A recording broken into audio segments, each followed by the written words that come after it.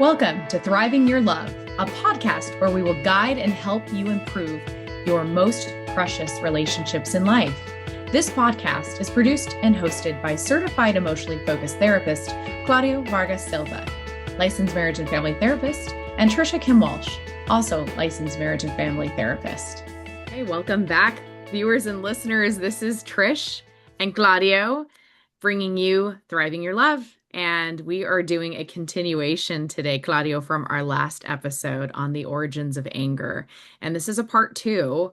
And we just acknowledge, Claudio, easily we could talk about the origins of anger for many episodes. So this is a continuation because in anger, everything speeds up, everything goes faster. But really today, we're going to slow it down like we do in emotionally focused therapy. We're going to get really curious to understand what is happening inside of us. What we say in internal family systems is the more that we can befriend the emotion and understand what's behind it, we see a longing, and often it's the longing of the little one. And when I say the little one, I mean the very first moments that we as humans, whether we were toddlers, whether we were children, felt that we were wronged, felt that there was an injury that was caused, felt that there was an injustice. And often the reaction is strong response of sadness, tears, and maybe even rage. So today, Claudio, we're talking about the origins of anger. We're going to slow it down. We're going to talk about what happens within so we can really understand how we can do something very different. And our hope is to soften and to understand how anger has a really good intention and that everyone has anger. And the more we learn about it, the more we can do something that will actually turn to connection rather than disconnection to our loved ones, to our colleagues, to people, our neighbors, to our community. Tricia, I really loved what you said about befriending ourselves. And in this case, befriend our anger, because there is a story in this anger and also a history. And it brings us, as you're saying, to our childhood, to what we missed that we might not have had and we wanted so much and it was so important. So it might be a story of pain, as we talked last week, that anger might show trauma. So it's a normal feeling that all of us have and it's designed to protect us. So we cannot get rid of anger and we shouldn't. But the thing is that if there was some trauma in our childhood and we felt unloved, we felt devalued, we felt disrespected, we felt not heard, not important, then we really have this frustration. It comes out of sadness, actually. It comes out of hurt. So at the bottom of anger is hurt and sadness.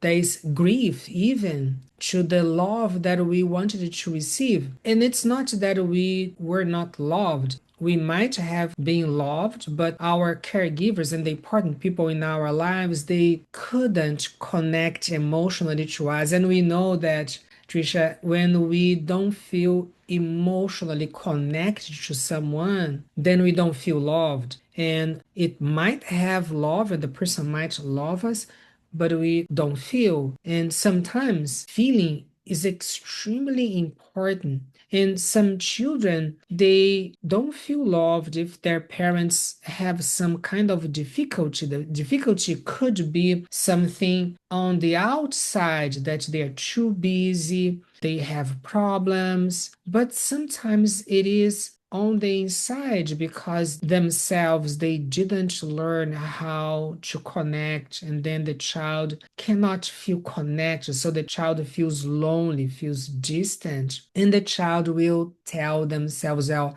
I am not loved, I'm not important to my parent.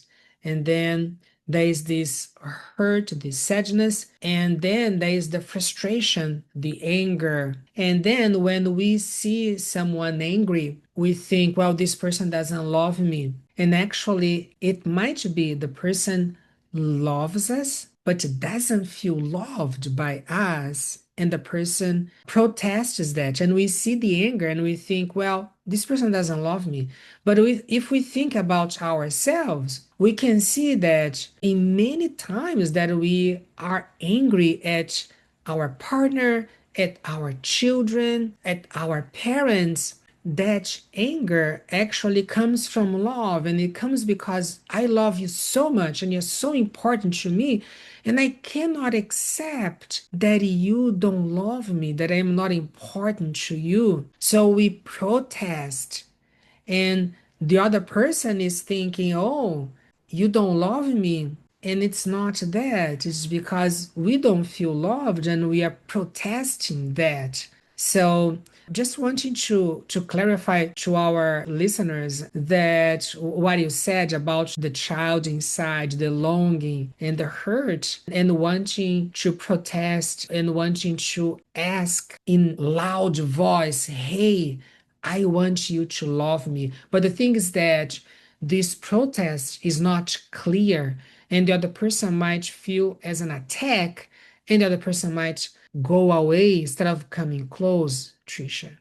Yes, you can see as we look at the layers of this agony of betrayal that there's the anger that we can have toward ourselves is I'm losing a relationship that I care deeply about, whether that's with child to parent, whether that's romantic relationship, whether relationships amongst people, period, we are going to have moments of disagreement.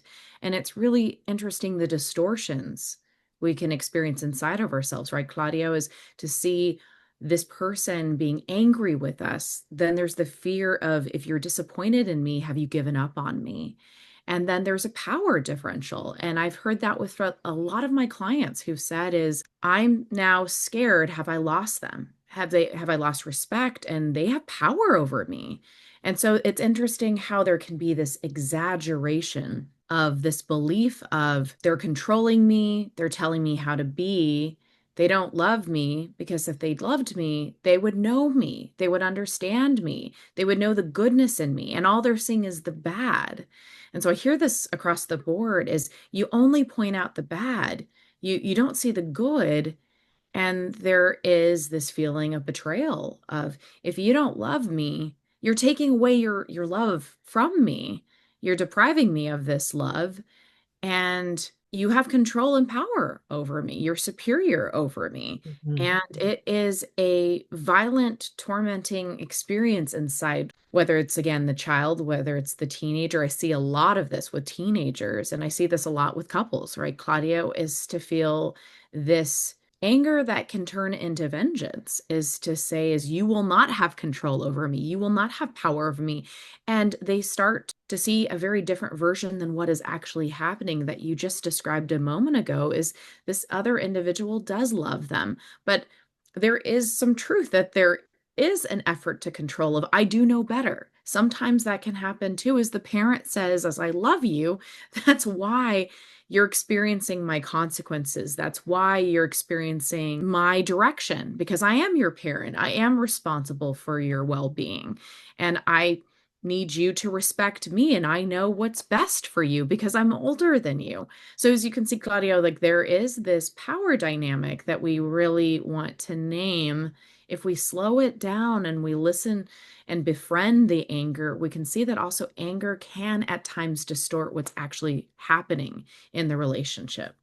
Yes, and what you said about the distortion, it's exactly that. And when I am helping my clients, I'm trying to help them to see what is actually happening to the other person that they are distorting or they're seeing a negative view. And I try to challenge their view of the other person. And it's so interesting that as they start seeing the other person in a different way, and sometimes seeing, well, this person might have their traumas from childhood as well, and they actually might be protesting at me because they think I don't love them.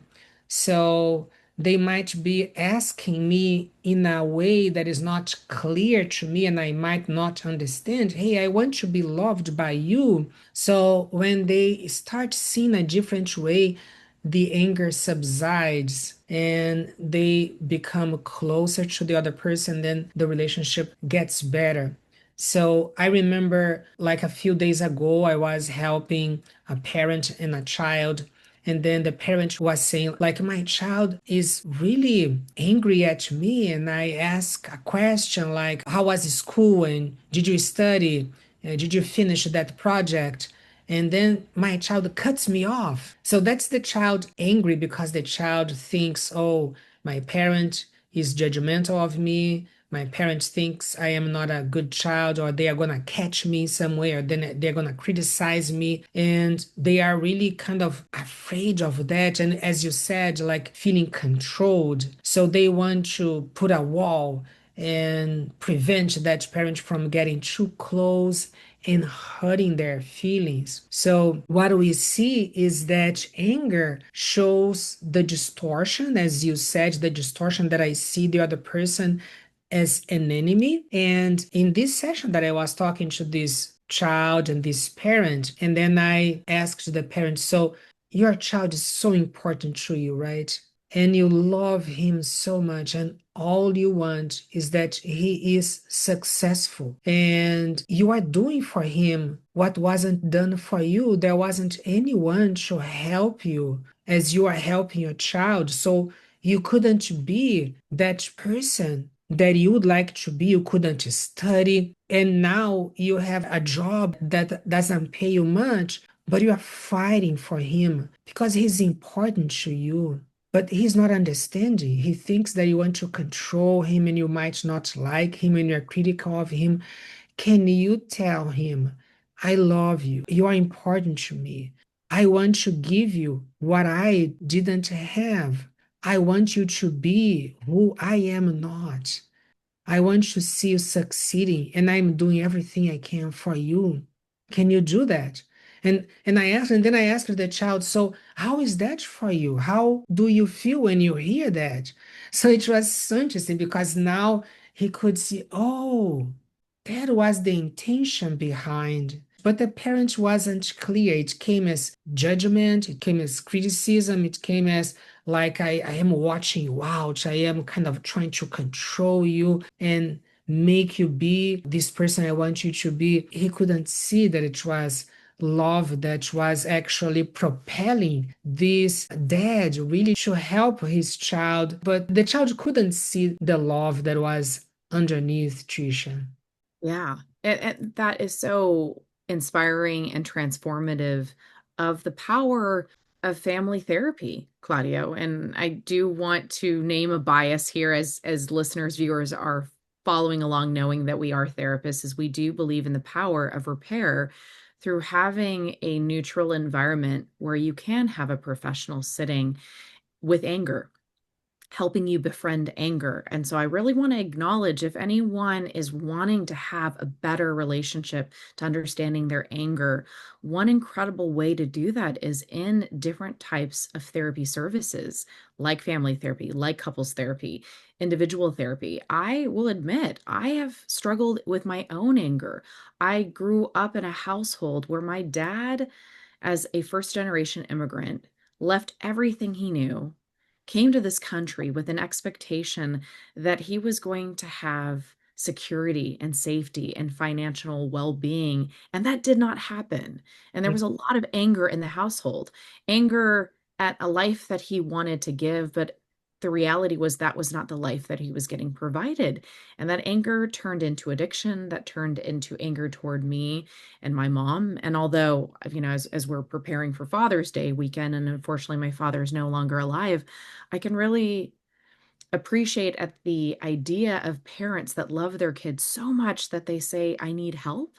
I want to get closer to you, and I want to have a relationship with you by going into some form of therapy. So I want to emphasize, I would have loved if my dad could have agreed to do some form of therapy, but my dad being Korean identified, I think for a lot of us who have family members from other countries come from different cultures that have resistance to mental health services. So, again, Claudia, the gift that you give and the profession you do, and I feel so honored to work with you and honored to offer this to my clients, is anger is a really complicated emotion. And that's why we're dedicating today's episode is to understanding how scary angry can be because it doesn't have a lot of spaces to be processed. We're often told to be quiet or to not cry or to not make it a big deal or just get over it.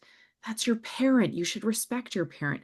But in this work we're doing, this is the attachment work we're doing. And the origin of anger is to say your anger makes sense. And we want to invite you to understand that your anger is saying something. It's saying it's grieving. It's grieving a loss, and we want to understand what its needs are. And that is, I need to feel your love. I need to be accepted. Please don't go away from you, from me.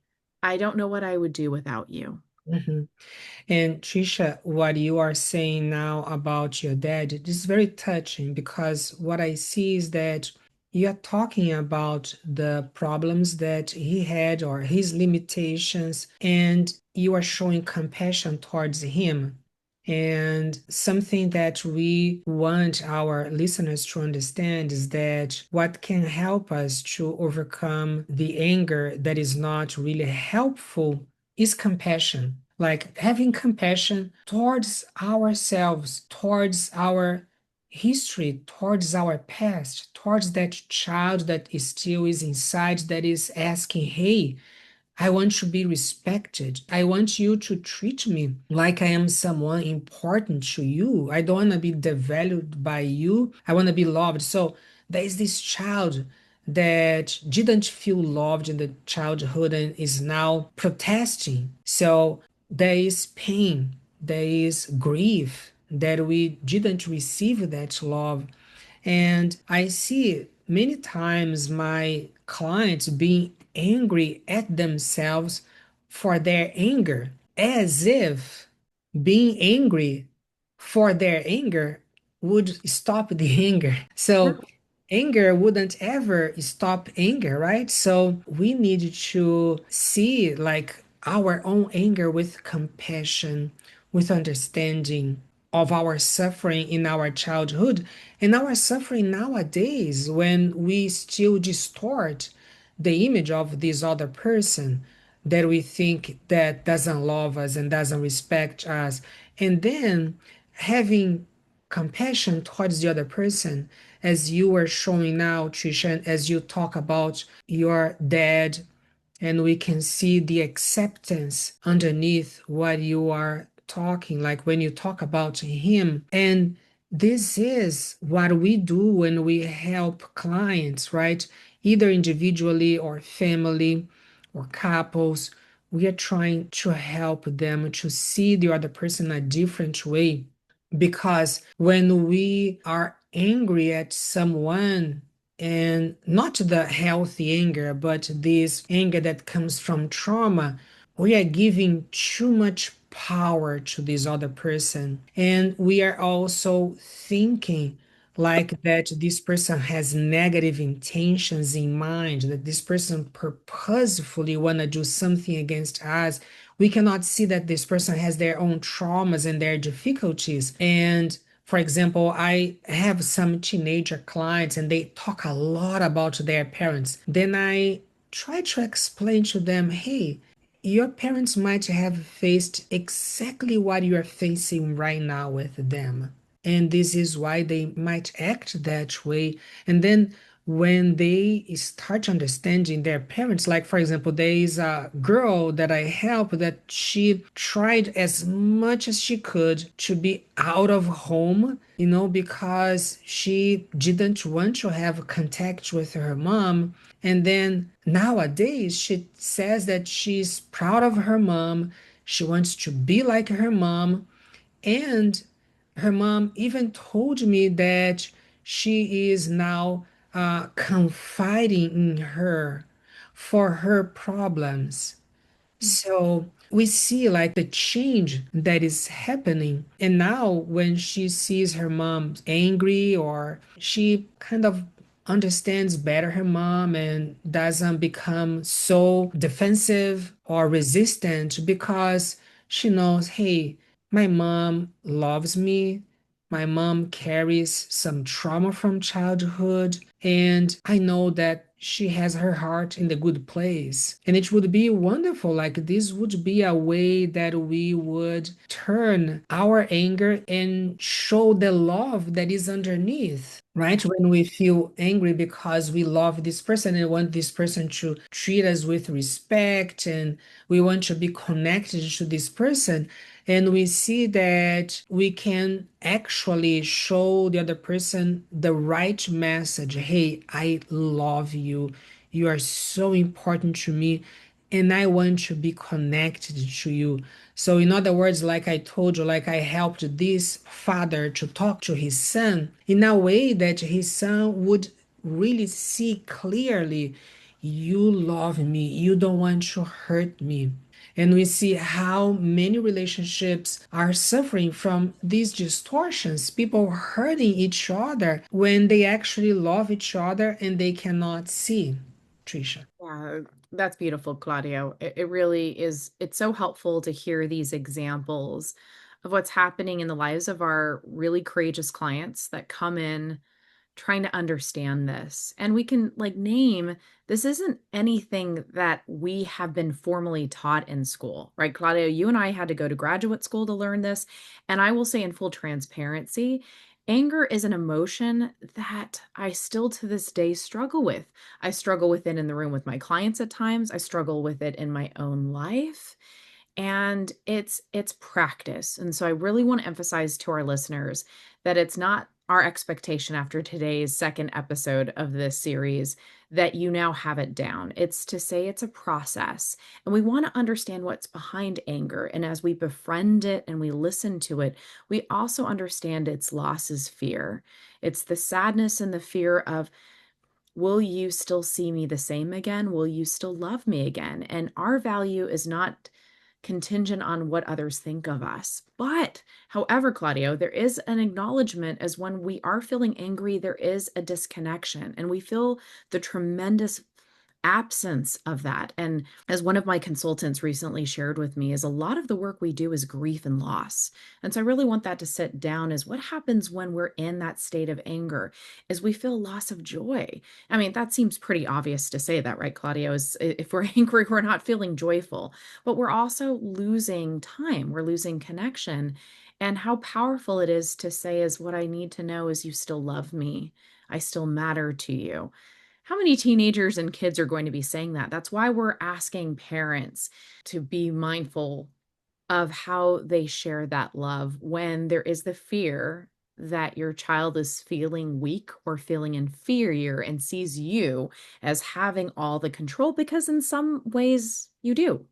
And we also want to translate that to couples relationships and how we see that the partner that is angry does have that power where the other partner feels weak and feels inferior and feels like your value is contingent on, are we going to stay together?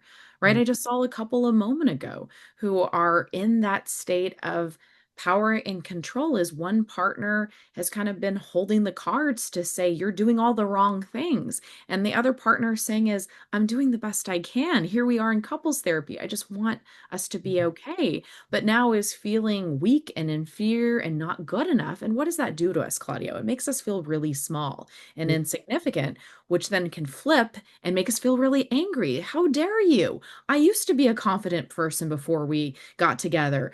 You did see great value in me when you decided to marry me or you decided to be in this relationship. Where did that go?